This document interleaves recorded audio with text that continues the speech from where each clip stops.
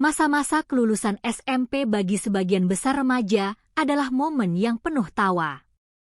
Namun, tidak bagi Adi Taufik Suhartono, seorang siswa kelas 9 di SMPN 3 Banjarsari, Kabupaten Ciamis, Jawa Barat.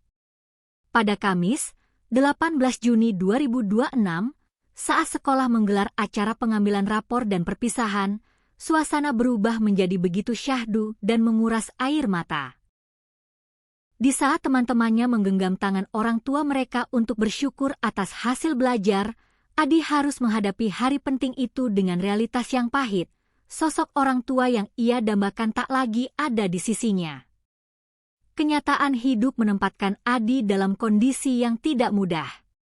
Ibunda tercinta telah berpulang ke pangkuan Sang Pencipta, sementara sang ayah entah di mana, telah meninggalkan rumah dan tak pulang selama hampir 10 tahun.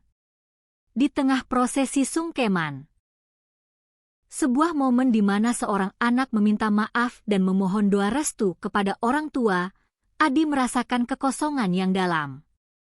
Ia membutuhkan pendamping, seseorang yang bisa berdiri di sana, menggantikan peran ayah dan ibu untuk sekadar menemaninya melewati hari perpisahan yang menentukan masa depannya.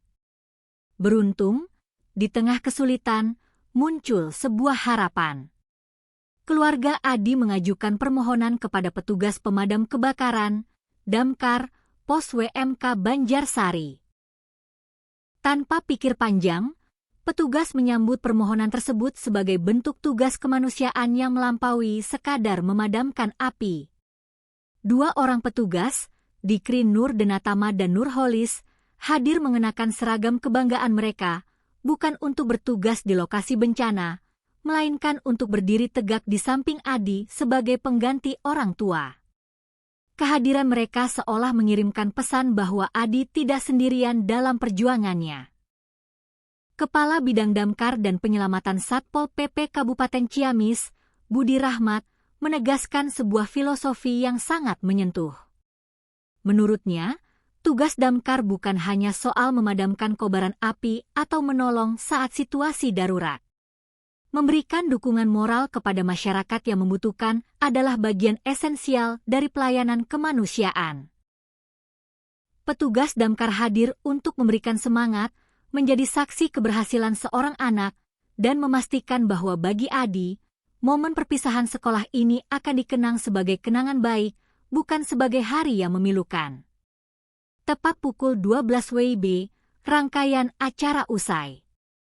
Petugas kembali ke posnya, meninggalkan kesan mendalam bagi pihak sekolah, keluarga, dan terutama bagi Adi.